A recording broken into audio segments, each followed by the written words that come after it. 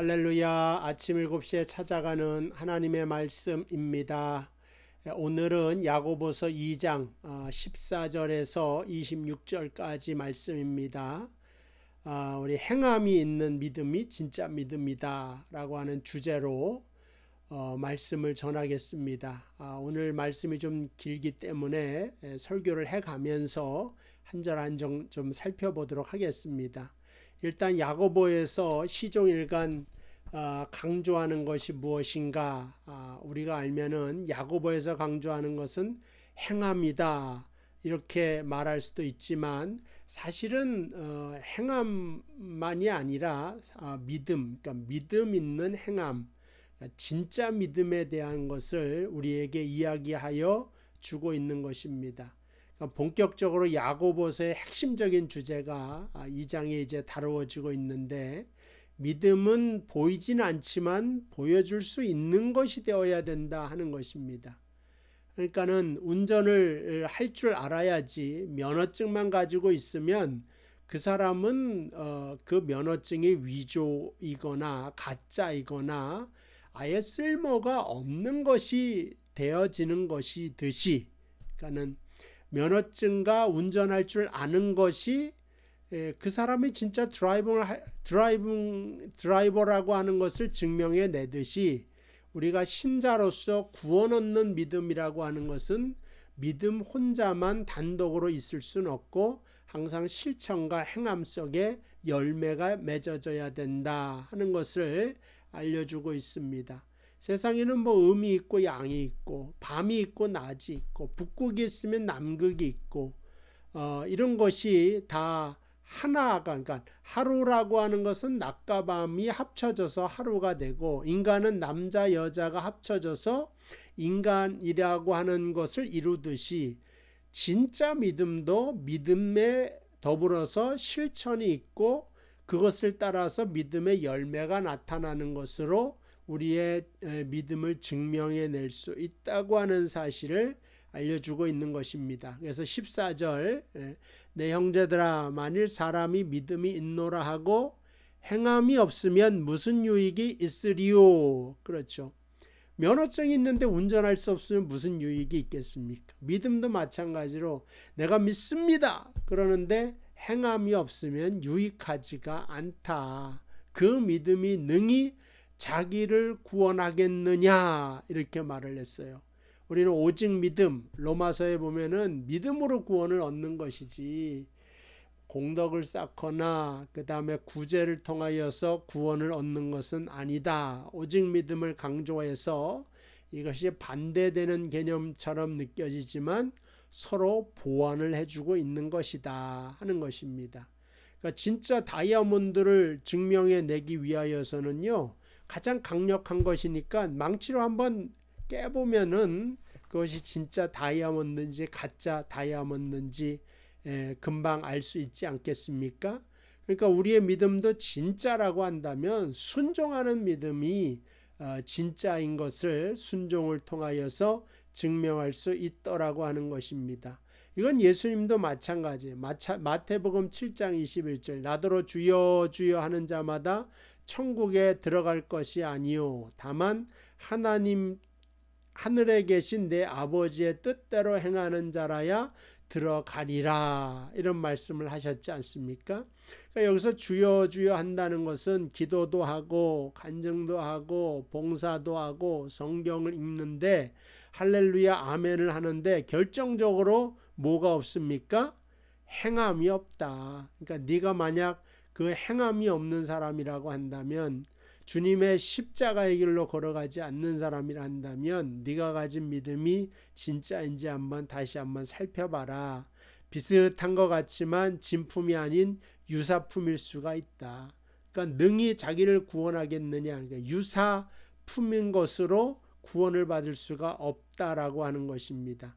구체적인 예가 15절, 만일 형제나 자매가 헐벗고 일용할 양식이 없는데 너희든지 누구든지 그에게 평안히 가라, 덥게 하라, 배부르게 하라 하며 그 몸에 쓸 것을 주지 아니하면 무슨 유익이 있으리요. 그러니까는 이거 맞는 말이죠. 쉽죠. 이게 어려운 건 아닙니다. 일용할 양식 없는데 양식 주는 게 믿음이다 이거죠. 거기다가 평안히 가라, 야 배불러라, 이 말이 소용이 없고 너의 것을 나누어 주는 사람이 되어야 된다, 그런 것입니다. 주님이 십자가에서 우리의 구원을 이루셨다 말만 하신 것은 아니죠. 내가 십자가에 달리면 모든 인류를 구원할 줄로 믿고 있다. 그 믿음이 어떻게 했어요? 십자가에 달려서 못 박히셨다고 하는 겁니다. 거기서 물론 이제 돌아가시기 전날에 성만찬을 통하여 떡으로 제자들의 이것은 내 몸이니 먹으라, 포도주를 주면서 이건 내 피니 마셔라. 근데 또 실제로 어떻게 당신의 생사를 십자가에서 다 이렇게 다 찢어서 피를 쏟음으로 다 우리에게 주시는 역할을 하셨더라고 하는 것입니다. 그래서 우리가 교회를 다니고 예배를 드리는 가운데서도 하나님 앞에 순종할 수 있고 실천함으로 열매를 맺는 믿음들을 다 갖게 되시기를 주님의 이름으로 축복을 드립니다. 그러면서 이제 예화를 또 드는 거예요. 사람 예화를. 그 예화 중에 한 사람이 누구냐면은 아브라함입니다. 21절 보시면 우리 조상 아브라함이 그 아들 이삭을 제단에 바칠 때에 행함으로 의롭다 하심을 받은 것이 아니냐. 아브라함이 인정을 받은 것은 믿음의 조상이라고 했는데 그 믿음에는 반드시 행함이 있었다 이거예요. 너의 친척 본토 아비집을 떠나라. 그래 아브라함이 떠나잖아요. 그 다음에 100세의 이삭이라고 하는 아들을 얻었어요. 얼마나 이쁘겠습니까? 얼마나 귀엽겠습니까? 근데 하나님이 오늘날 나타나서 그 이삭을 제물로 바쳐라. 그 당시에는 다른 종교들은 뭐 사람을 제물로 바치는 그런 종교들이 있었어요. 그러니까 아브라함이 뭐 이런 명령을 받아도 그런가 보다 뭐 이해는 될 수도 있지만 어쨌든 아브라함은 이삭을 데리고 모리아 산으로 갑니다. 중간에 와서 아무리 생각해도 안 되겠다. 하나님은 내 마음 아실 거야.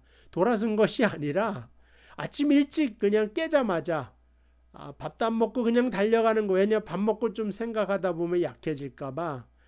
아브라함이 대단한 아브라함이 됐습니다. 원래 아브라함이 이 정도는 아니거든요.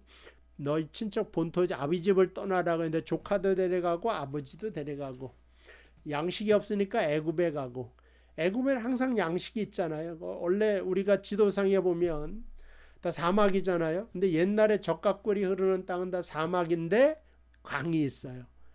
그러니까는 사막이라 전염병이 없는 겁니다. 습기가 없기 때문에. 그러면서도 농사는 짓도록 강이 있어요.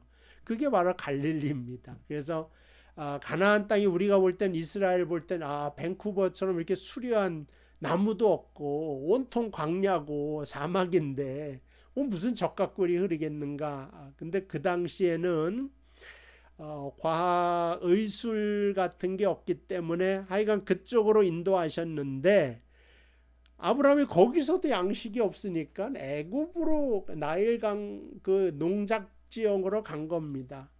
그러니까는 하나님이 약속한 땅 아닌 곳에서 해결함을 받으려고 하다가 아내를 그만 빼앗기지 않습니까? 이렇게 부족했던 아브라함이 하나님이 이삭을 드리라고 하니까 이제 어떻게 성숙해진 거예요. 하나님을 만나면 만날수록 그 믿음이 더 자라나게 되어서 이삭을 드릴 정도가 됐는데 중간에 머뭇거린 것도 없이 즉시로 칼을 들어서 이삭을 잡으려고 하니까 하나님이 당황을 하신 것 같아.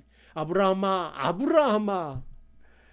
이름을 2번 크게 부르면서 내 손에서 칼을 넣으라고. 하나님을 당황하게 만드는 아브라함의 믿음. 그게 인정을 받았는데 그가 믿음, 마음의 믿음만을 가지고 의롭다 인정함을 받은 게 아니라 그의 행함으로 인정을 의롭다 하심을 받은 것이 아니냐, 그 말을 하고 있는 것입니다. 그리고 또 이제 그 라합이라고 하는 그 사람의 예화를 듭니다. 25절 또 이와 같이 기생 라합이 사자들을 접대하여 스파이죠. 그 정탐꾼들 그 스파이를 접대를 하고 숨겨주고 또 몰래 빠져나가는 도주를 열어줍니다. 그래서 다른 길로 나가게 할 때 행함으로 의롭다 하심을 받은 것이 아니냐. 그러니까 하나님이 이 가나안 땅을 이스라엘에 맡긴 것을 알아요. 어떻게 하겠습니까? 하나님을 믿는 믿음을 어떻게, 하나님을 내가 나의 하나님으로 받겠습니다. 하나님이 보내신 사람을 숨겨주고 도주하게끔 만든 그 행위로 말미암아 구원을 받은 것이 아니냐. 근데 사실은 믿음은 마음으로 먼저 믿어야 될 거 아니에요. 그래서 마음으로 믿어 입으로 시인하여 네가 구원을 받는다고 했는데, 이게 이제 그 마음의 믿음 속에는 항상 뭐가 포함되어 있는 것입니까? 실천하는 생명력이 포함되어져 있는 것을 알게 됩니다. 그때 열매가 나타나죠. 그게 바로 구원이라고 하는 사실을 우리에게 알려주고 있는 것입니다. 어쨌든 뭐 오늘 보면은